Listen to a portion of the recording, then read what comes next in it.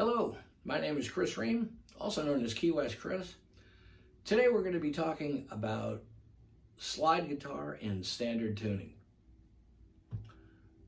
When I first started playing slide guitar, I was about 15 years old, and I learned how to play it in what's known as open tuning. Open tuning means that when you take your hands off the guitar, and you strum it, it'll sound like a regular chord. For instance, there's an open E chord, or excuse me, there's just an E chord. And if I hit my guitar back here, I don't know if you'll be able to hear it. It's a solid body, but my hands aren't on that one, you'll see, and it's sounding the same as this one when I have my fingers pushing down particular strings. But that's how I learned how to play. And 6 years ago, when Danny and I started playing together, she brought to the band a few songs that she was doing that I thought would sound good with slide guitar. The problem with slide guitar at a bar gig is that you have to stop what you're doing. You got to retune your guitar, play the songs, stop what you're doing, retune the guitar. That's what they call dead air, and you want as little dead air as possible when you're playing a gig. So I thought standard tuning would be good. The other option is to bring a second guitar. I have another guitar, but you don't want to bring, the less you bring the better to a gig. Really, that's the Bible. And so I decided, instead of bringing another guitar, what I'll do is I'd try to figure out how to play slide guitar and standard tuning. I always scoffed at it until I heard Warren Haynes about 25 years ago, because he plays in standard tuning. I said, oh wow, cool. And he's a phenomenal guitar player and a good human being. But when I started looking at playing in standard tuning, I looked at it from a viewpoint of a slide guitar player in an open tuning. How do I keep this thing as close to an open tuning in standard tuning as I can? Also, I decided to look at things with slide guitar. Everything's linear. You have a bottleneck, unlike if I'm making an E chord. I've got this string open, these two strings on the second fret, this one on the first fret, these two open. With a slide guitar linear, that's what it is across the board. Now, in looking at it from that perspective, what I did was I said, okay, there's a G chord. Now, in a G chord, I have a B string, a G string, and a D string that I'm not doing anything with. Those are just open. The others I'm making a position on, but for those, that's a G chord. Okay, good. That's a G chord. I can work with that. Okay. So with that philosophy, the first song we were doing was Tracy Chapman's "Give Me One Reason," and Danny plays that song in the key of E. It was originally done in F sharp, but Danny does it in E, and that actually was a big plus for me because it would be easier to work with slide. So everything was great. Now, if I'm going to use that philosophy that I had with the open G, if I take those same three notes and put it up here on the 9th fret, there's my E chord. However, for "Give Me One Reason," it's kind of a smoky song, Yeah, and I don't want to get anything too high and uppity on that one, So you got to keep it kind of on the low down. Maybe as the song builds up, we can stir it up a little bit. But to start off, you don't want to start off high. You want to start off low. So looking linearly from a linear standpoint. There we go. In standard tuning, what do I have? I've got this open E string. The A string and the D string are on the 2nd fret. The 3rd, the G, is on the 1st fret, and then we have the open ones. Now on the high and on the E and the B string, well, if I want to use slide on that, I'm going to have to be an octave up. And again, I'm trying to get something low, so I don't want that. The low E, not really too much I can do with it because it's just ringing, you know. And plus, Danny's going to be playing the rhythm guitar on that song, so she's playing all the chords. I'm doing the color here. So what I'm doing, I figure, well, I've got the A string and the D string on the 2nd fret. That's like 2/3 of the chord.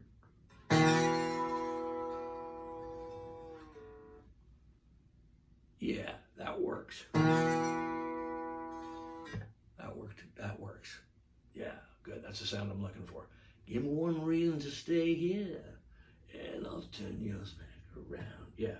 So what I would do is I'm using that same inversion and just going up to the A and to the B. Again, they're not full chords, but they don't need to be. Danny's doing the full chords, so that's good. So I've got, you want me to stay here, and I'll turn myself around.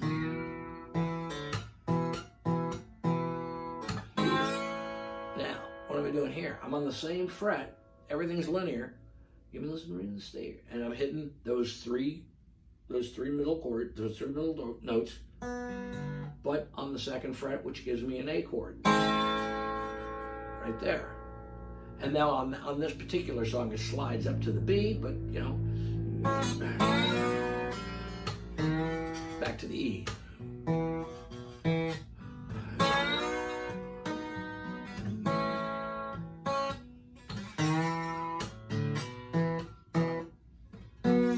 So I've got two possibilities right there.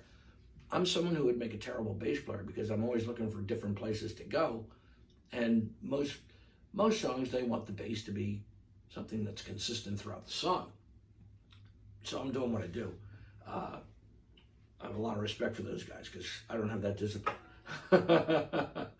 but I have two possibilities. I can play that song like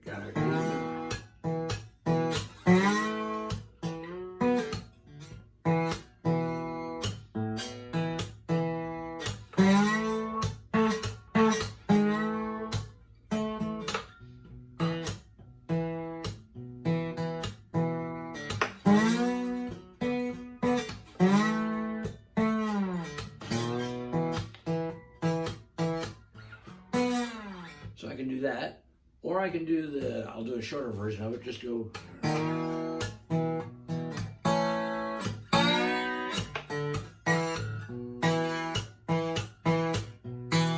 So I can do that too.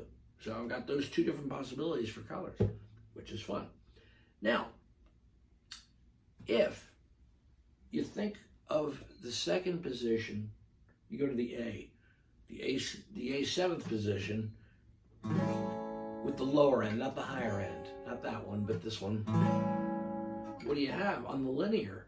That 5th fret, linearly, from a linear point of view, you've got the A, you've got the dominant 7th, which is the G, and you've got the 5th, which is an E. So you got these three. I'm not going to use the lower one. I don't need that. Danny's already hitting that. She's already hitting the root. She's hitting it solid. Okay? But I can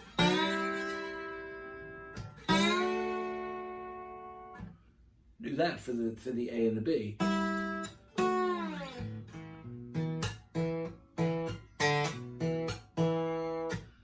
Another one, thinking again on the linear mindset. Even one reason to stay here, and I'll turn myself around. But then you get the B 7th in this case. What do I have? On that same linear line, I've got the B note, which is the root for a B7, and I've got an A, which is the dominant 7th. kind of similar to the one we just talked about up here, but not quite. But they're both using the dominant seventh, that's why I bring it up.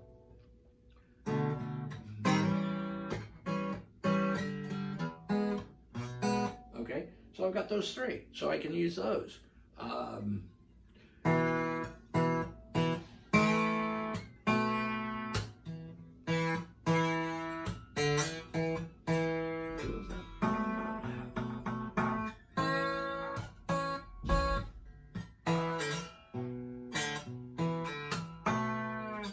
So I can use those too. That's all in the same position. So give yourself as many options as you can. As the song builds, I mentioned earlier that you have the open B string and the open E string. Now, one of the cool things about that is that people who are playing open tuning guitars like this one, the tuning on a standard tuning and on an open E tuning, they both have the open B string and the open E string. So anything that somebody who's soloing or is working with on those, they can on an open E, you can do the exact same thing on a standard tuning. So that's all right. It's the same thing. You get to the G string, it's a little bit different, and you have different options. Let's just put it that way. But you can mimic those things very easily. So, boom, there you go. Additionally, we play some other songs. We play Janis Joplin's song, Mercedes-Benz, and that song was originally done as an a cappella song. Janis Joplin did it. She was just stomping on the floor and singing the song. It's fabulous. We thought we'd like to have guitars in there, but the emphasis, of course, would be on the song itself, which is a really fun song. But I was thinking, that'd be a good song to have a slide guitar on. The song is in the key of D. Now this is one of the things where standard tuning gives you a little bit more flexibility in certain ways than open tuning, unless you're Derek Trucks, who can do anything. But for Mercedes-Benz, we try to make it as simple as possible because it's a very simple song. Danny will sing it. Oh Lord, won't you buy me a Mercedes-Benz? My friends all drive Porsches, they must make amends.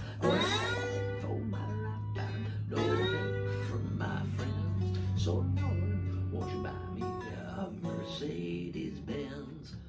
So that's all there is to that song, and it's a fun, cute little song, and usually creates a smile or two. And I get to play slide on it, and it's fun because the original version didn't have guitars on it, so we get to put our own little flair in there, and nobody notices, or maybe they like it. The other song we do, we have a set of songs that we call our Kit and Caboodle, and it's 3 songs that we do in a row that I use slide on.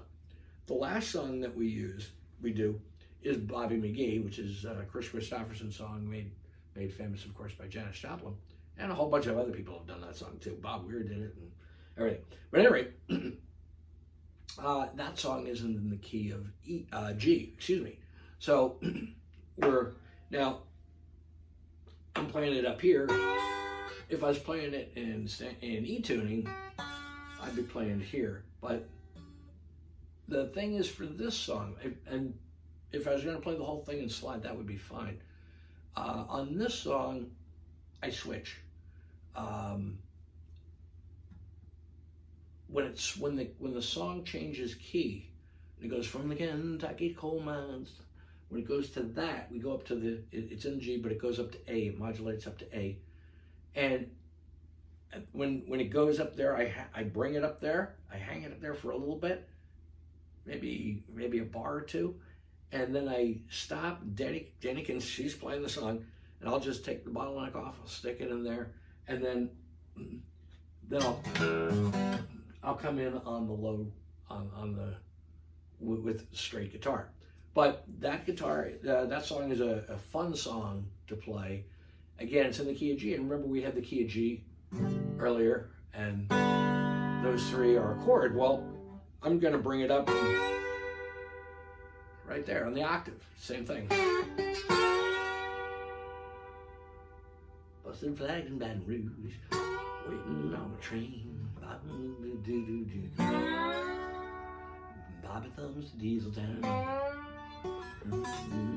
D.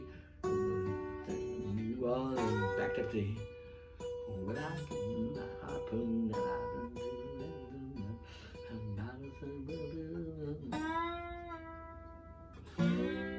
Up to C. And that goes to A minor.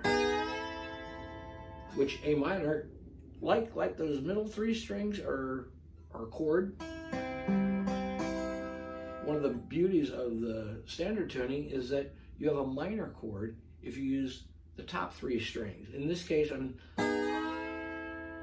hitting an A minor, and what I'm doing is I'm hitting those three strings. I'm hitting the E string, the B string, and the G string. And note-wise, we have an A, an E, and the C. So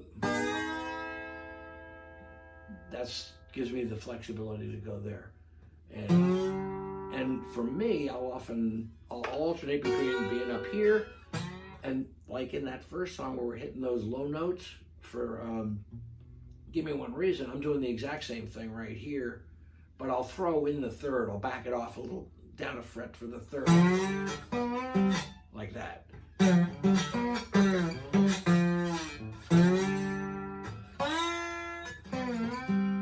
So that's how we do Bobby McGee. And then, like I say, it'll go up to the A, and then I take the slide off, and then can't wait for Dana to come around. Like that. So it's fun. But then a little bit of intro to playing slide guitar and a standard tuning. There's a lot of possibilities. Things I haven't even mentioned, but I don't want to get too long in the tooth on it. But there you go. I hope that's helpful. I'll tell you a funny thing about slide guitar. I've played with a lot of guitar. I'm an adequate guitar player. I've played with some really, really, really good guitar players. And I've had a bunch of them come up to me and say, man, you can play that slide guitar. I can't do anything with that. And I guess it's one of those things where you either get it or you don't. But like I say, I've played with some really top-notch guitar players, and they're just like, wow, how do you do that? I say the same thing about pedal steel players. This is like the great-great-grandfather of pedal steel player, and they've got like 10 strings and pedals and boards and all kinds of stuff. I don't even consider those things a guitar. I consider it like the grandchild of a guitar. But anyway, there's a little bit of standard tuning guitar. I hope you enjoyed it. See you around soon.